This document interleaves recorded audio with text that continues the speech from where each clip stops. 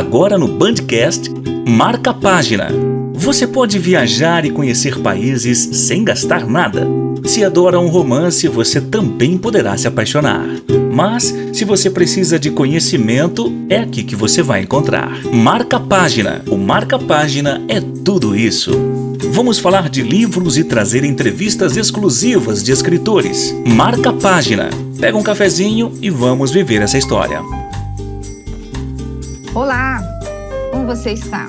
Bom, hoje nós vamos falar sobre um assunto que acho que todo mundo se interessa, que é essa questão da saúde. Principalmente nesses tempos de pandemia, a saúde ela entrou no radar de todo brasileiro, para não dizer de todo ser humano neste planeta, né?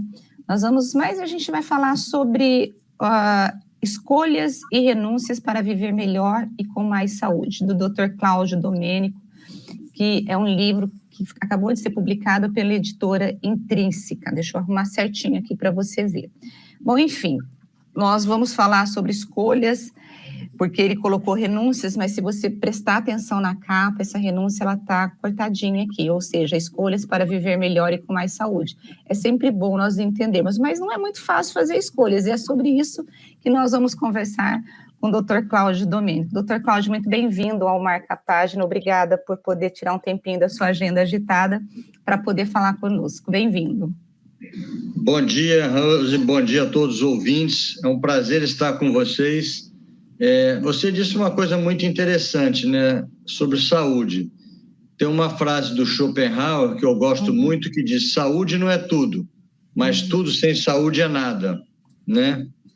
E o ser humano, ele ficou privado de muitas coisas agora na pandemia, ele teve que renunciar a muitas coisas. Esse foi uma das coisas boas que talvez a pandemia tenha trazido para a gente, o sentido da renúncia. Você, às vezes, não pode abraçar um ente querido, não pode comemorar, não pode viajar, não pode celebrar, e não pode também, às vezes, se despedir de um paciente, de um familiar que parte, né? Então, nós tivemos que exercer bastante renúncia e pouca escolha nesse período de pandemia, né? E nós somos livres para as nossas escolhas. Eu posso ter um livre-arbítrio, eu posso querer fumar, não fazer exercício, eu posso querer ser uma pessoa obesa, eu tenho o direito de comer o que eu quiser, mas nós seremos prisioneiros das consequências. Assim dizia o poeta Pablo Neruda, né? Pois é, na hora que você estava falando sobre isso, eu lembrei imediatamente dele. Eu amo. E, assim, a nossa saúde ela é resultado direto do estilo de vida que a gente leva. Se a gente tem uma vida saudável, escolhas saudáveis, muito provavelmente a sua vida será saudável, será longeva e será feliz. E o título do livro começa em suas mãos, porque isso não dá para delegar. Ninguém pode deixar de comer aquele doce gostoso, ou ninguém pode deixar de fazer exercício por você. Você é responsável pelas suas escolhas, né? E o objetivo do livro é um passeio entre os vários problemas que nos afetam nesse mundo moderno, que vão desde assim, o local que eu vou viver, a cidade é mais poluída, menos poluída, eu vou priorizar mais o meu estilo de vida, mais experiências, eu vou priorizar mais bens materiais, eu vou priorizar mais o meu tempo, vai ser um tempo prioridade, é um tempo preferência. Então, assim, são coisas que eu procuro discorrer ao longo do livro sobre vários aspectos, né? Sobre o uso da tecnologia, né? Então, é fazer o leitor, na realidade, é ter uma reflexão e ver o que está bom na sua vida, que continue, o que ele acha que pode melhorar, que melhore, né? Você sabe que quando eu peguei esse livro nas minhas mãos, eu fiquei imaginando, foi escrito por um médico, que é você. Vou chamar você de você, ok? Ótimo. E aí, eu fiquei pensando, falei, gente, porque para ele ter escrito essa questão das escolhas e também dizendo, por exemplo, tem um capítulo que você fala assim, para de repetir, não tenho tempo. Para o médico, isso é quase que uma coisa impossível, porque médico trabalha muito, né? Como que você coloca esses, vamos chamar aqui, esses mandamentos, entre aspas, em que você escreve na sua vida? Como que é isso? Ou você escreveu justamente por conta da tua rotina corrida? Como que foi isso? Bem, em primeiro lugar, eu acho que eu tenho que dizer que a minha grande escolha na minha vida se deu aos 17 anos, quando eu escolhi a medicina. Eu era um bom aluno de física, de matemática, mas não era um bom aluno de biologia.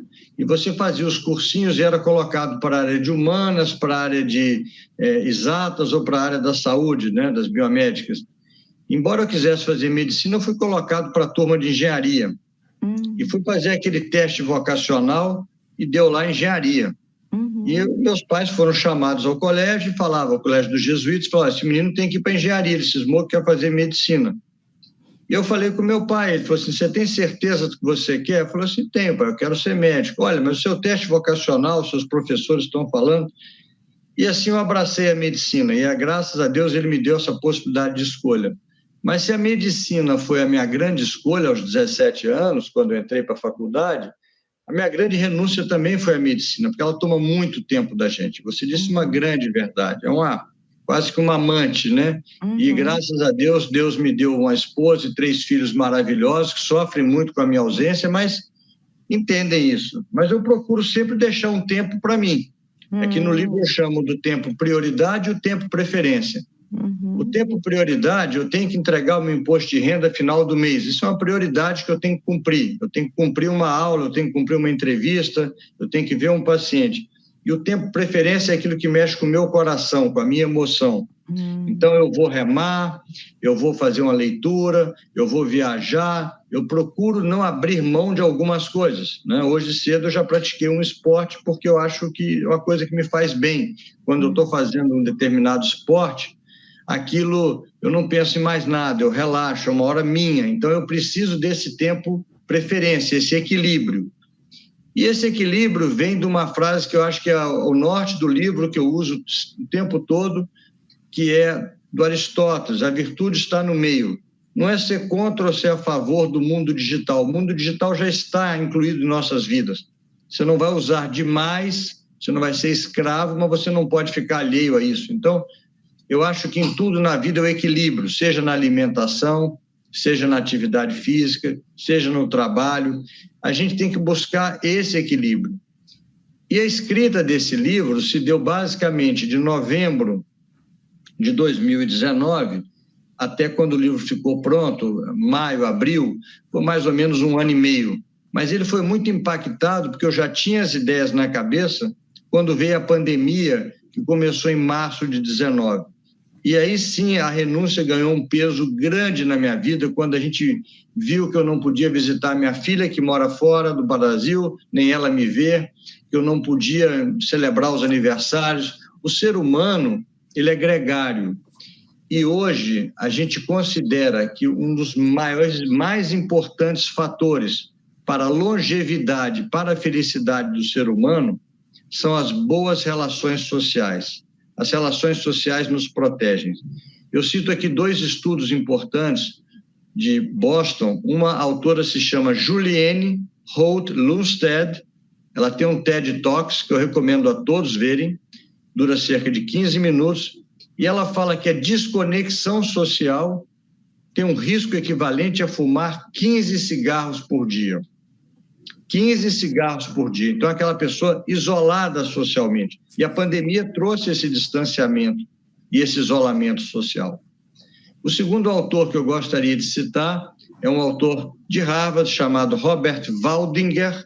O Robert Waldinger conduz, já é o 4º diretor, a pessoa a conduzir o estudo de felicidade e longevidade de Harvard, é o mais antigo que nós temos em andamento, e ele mostra que as boas relações sociais são o fator mais importante para a nossa longevidade e para a nossa felicidade. Nos protegem. E a pandemia nos privou disso, né? A pandemia nos privou disso. Mas se a gente tem a pandemia que nos privou disso, a gente já vinha vivendo um pouquinho dessa desconexão social com as redes sociais. E você tem um capítulo aqui que você fala do inimigo invisível. Mas eu não sei se a gente fala primeiro dos vilões da saúde ou se a gente continua falando desses inimigos invisíveis. Vamos continuar. Você que escolhe, o que você prefere? Dos vilões da saúde, eu gostaria de chamar uma atenção que é fundamental. Os grandes vilões da nossa saúde, quase todos são silenciosos. Isso é um perigo, porque se você está com uma dor de dente uma unha encravada ou caiu um cisco no seu olho, você fica incomodado demais com aquela unha encravada ou com aquele cisco, um cabelinho que caiu no olho.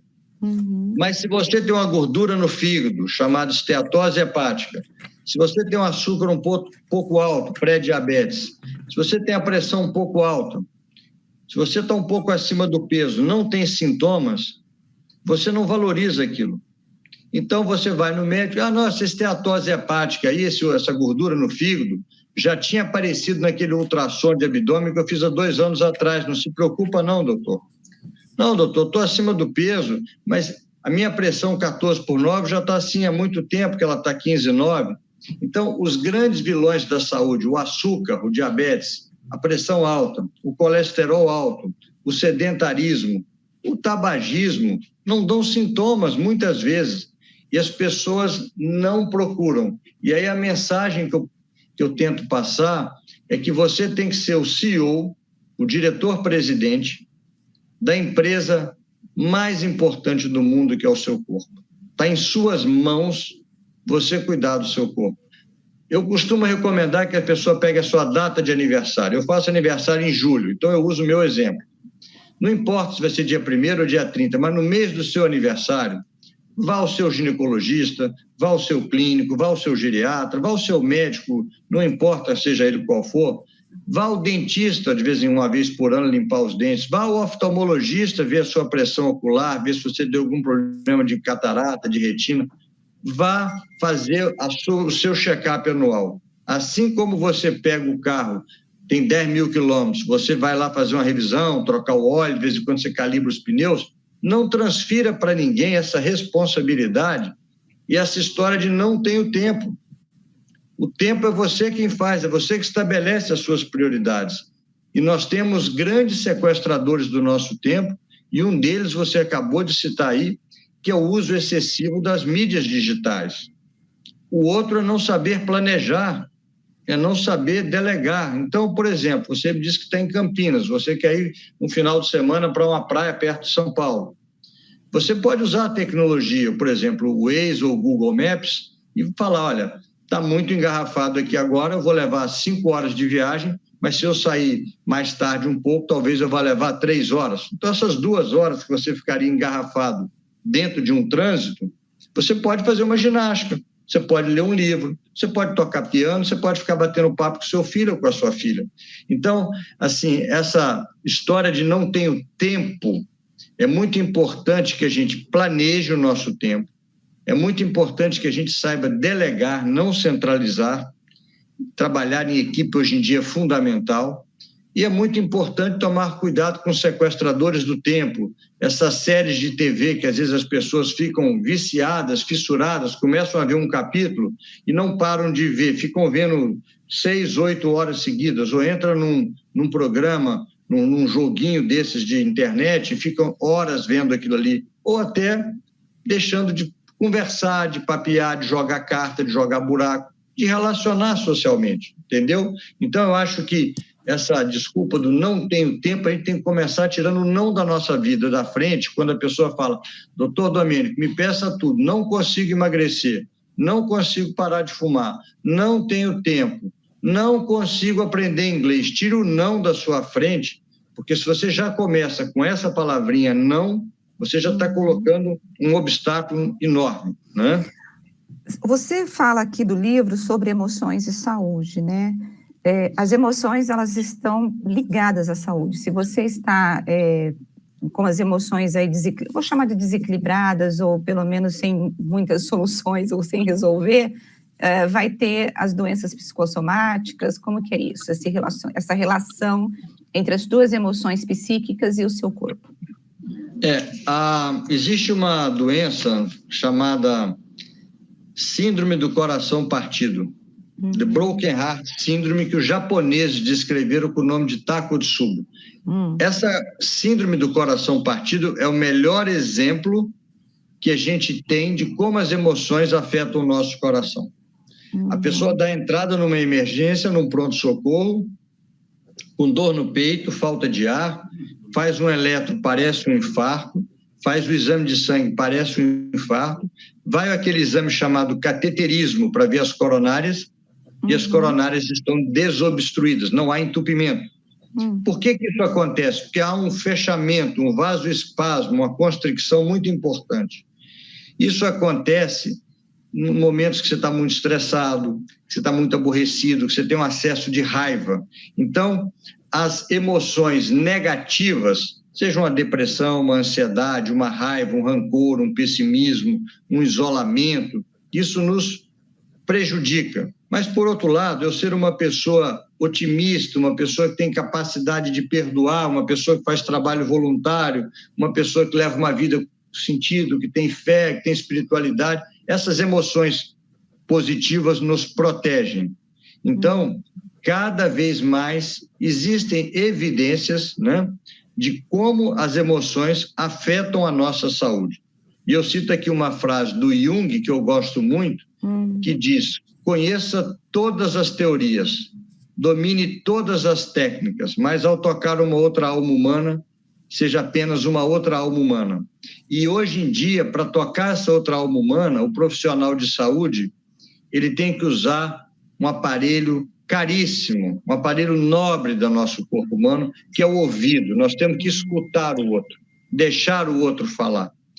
E as pessoas hoje em dia estão sem paciência, não deixam os seus pacientes, não deixam as pessoas falarem.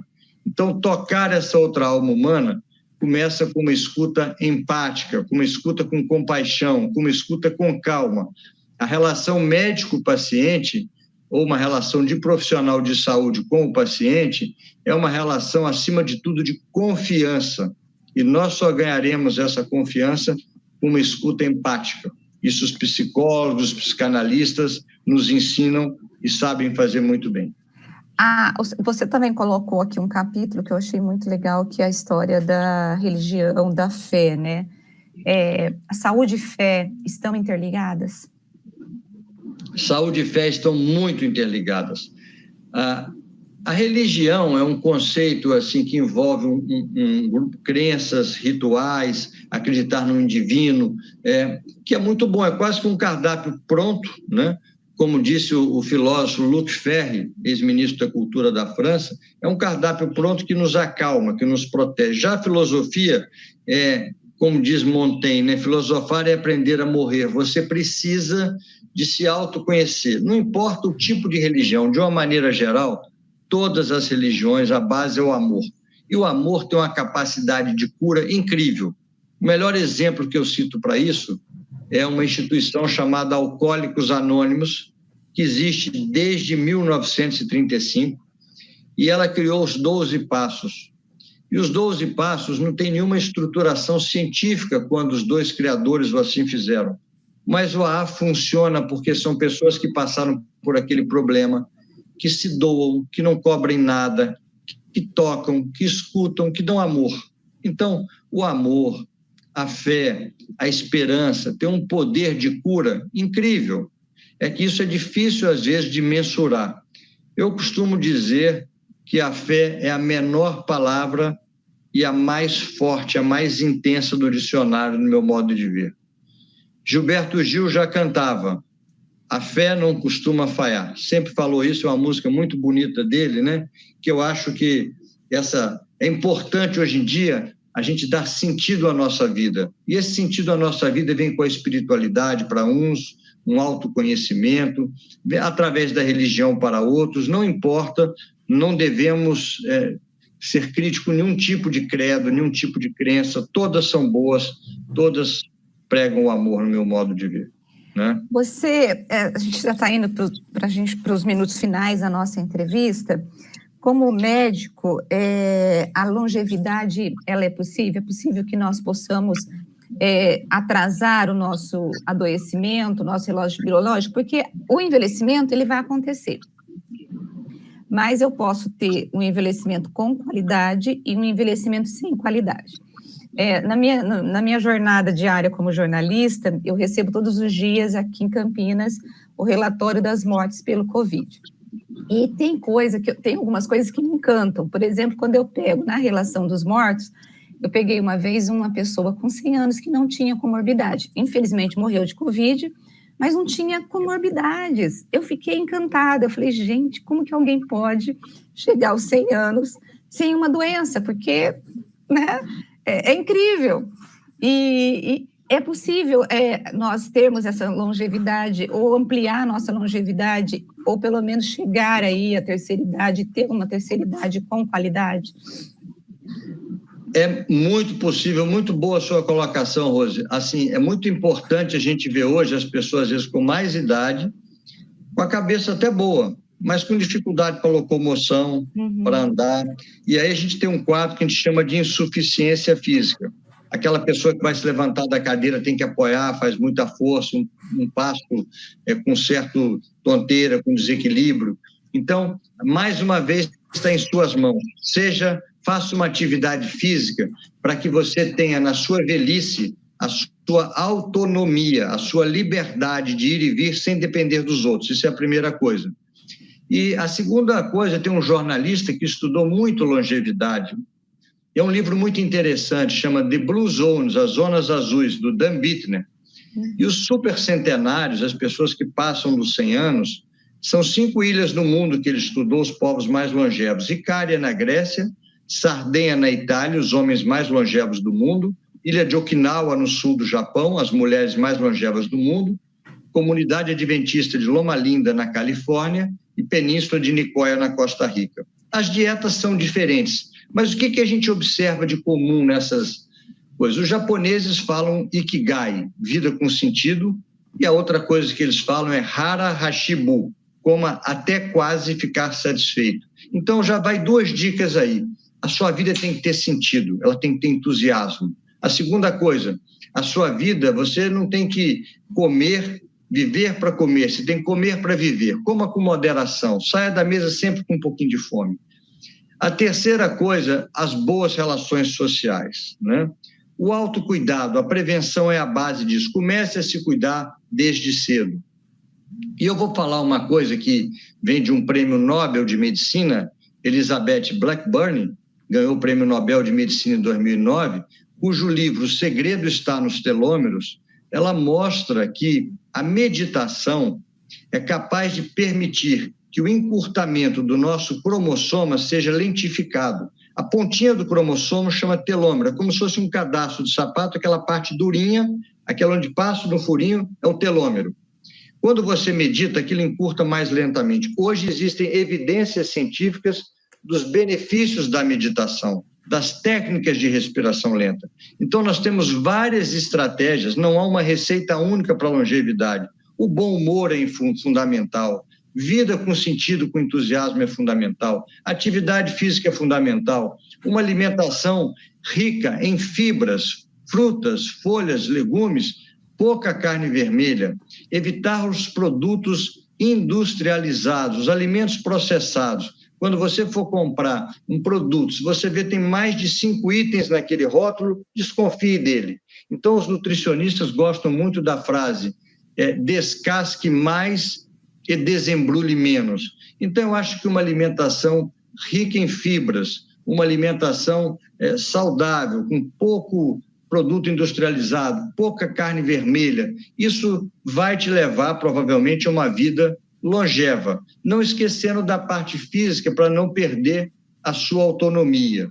Boas noites de sono, boas gargalhadas na vida, as conexões sociais, jogam cartas, isso é que fazem a diferença. Não tem grandes triatletas, nada contra ser um triatleta ou ultramaratonista, mas não precisa ser um ultramaratonista ou ser um vegano radical para chegar lá. Se você quer ser vegano, não tem problema, nada contra, mas o importante é o equilíbrio na sua vida, né?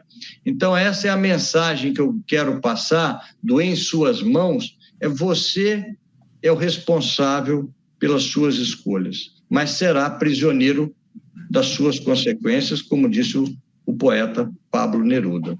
Eu amo essa frase do Pablo Neruda. Quando nós começamos a entrevista, você começou a falar, ela imediatamente veio na minha mente. Uma coisa que eu observei é que você gosta de ler, né? Gosto, assim, é um dos meus hobbies, é a leitura, né? Eu não durmo sem ler.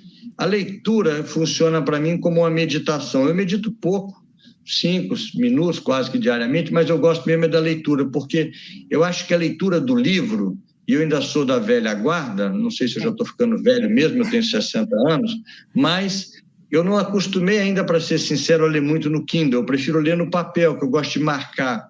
E quando você está lendo um jornal, você não trabalha muito aquela informação. Quando você pega um livro, você está na página 50, você está lembrando de um personagem da página 20, você está trabalhando aquilo, exercitando a sua memória. O falecido professor Ivan Esquerdo, da Universidade Federal do Rio Grande do Sul, um dos grandes neurocientistas que nós perdemos recentemente, dava os 3 melhores exercícios para a memória: ler, ler e ler. E eu acho que as pessoas hoje em dia estão lendo pouco. 2 perguntas que eu faço no consultório, uma delas é se a pessoa professa alguma religiosidade, alguma espiritualidade. E as pessoas ficam assustadas, falam: doutor, ninguém nunca me perguntou sobre isso. Não, se o senhor se internar, precisar de algum suporte, é importante para mim saber como é esse lado do senhor. Porque a saúde não é só física, a saúde não é só mental, não adianta estar bem de cabeça ou bem do corpo, ela é física, mental, psicológica, espiritual, ela é holística, ela é integral. E a segunda pergunta que eu faço é para citar os 3 últimos livros que a pessoa leu e ela tentar lembrar o nome do livro e o nome do autor. Eu diria para você que 90% das pessoas, quando lembram, no máximo, um livro. Então, eu acho que as pessoas estão lendo pouco. Na pandemia, eu até achei que passaram a ler mais, porque na pandemia as pessoas ficaram mais em casa e permitiu que talvez se abraçassem mais a leitura. Então, eu recomendo, quando a pessoa fala: Domênico, que para mim evitar, para minha memória, a sua memória tem que ser exercitada, igual você exercita o músculo, a musculação da memória é a leitura, é aprender uma língua, é jogar xadrez, é fazer coisas que você te façam trabalhar as partes do cérebro que mexem com a cognição.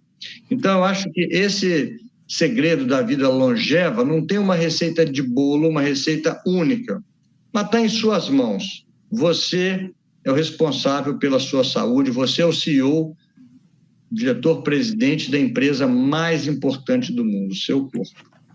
Olha, eu adorei nosso bate-papo, mas eu sei que você tem compromisso. Mas uma última pergunta: a cor amarela tem algum sentido? É por conta do semáforo, da história, estou no amarelo e preciso parar e pensar e rever minha vida? Olha, eu aprendi que a gente tem que usar os profissionais, cada vez mais eu acho isso, sabe?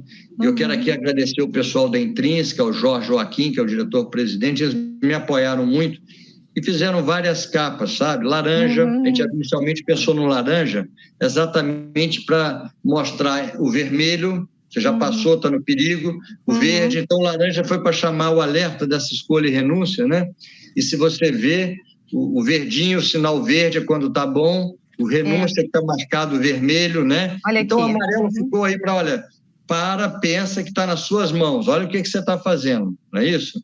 É isso. Então, eu gostei muito do design que criou a capa, foi mudado algumas vezes, mas eu acho que ele foi muito feliz, que ele botou o verdinho das escolhas, boas escolhas, a renúncia ele fez um corte de vermelho, o sinal vermelho é perigoso você ultrapassar, não é? E o amarelo para te chamar a atenção na sua vida, opa, vou ler isso aqui para mim poder ver se eu posso melhorar a minha qualidade de vida. Olha, e ele atingiu o objetivo, porque quando eu peguei o livro nas minhas mãos, eu falei: nossa, o cara que criou esse design aqui foi esperto, porque a primeira coisa que você olha, amarelo, preciso parar, repensar, e você olha. Aí quando você olha escolha, você vê verde, fala: pô, se eu fizer uma escolha boa, eu tô de boa, posso conseguir ir em frente. Agora, se eu não renunciar, a coisa vai ficar vermelha e aí eu vou ter que parar muita coisa na minha vida. Doutor Cláudio, muito obrigada por esse bate-papo. Eu creio que quem nos ouviu até agora vai querer ler esse livro. Eu recomendo muitíssimo o livro, porque eu já comecei a ler e o texto é muito agradável, muito leve, não é um texto chato. Você vai amar e você vai passar as horas assim lendo. Na verdade, você lê muito rápido esse livro. Não é um livro que demore para ler, não, né? Eu adoro ler também, como o senhor, eu gosto muito de ler. Muito obrigada, viu, por esse bate-papo e obrigada por parar para arrumar tempo para poder escrever e poder possibilitar essa leitura que vai ajudar muita gente. Muito obrigada, viu?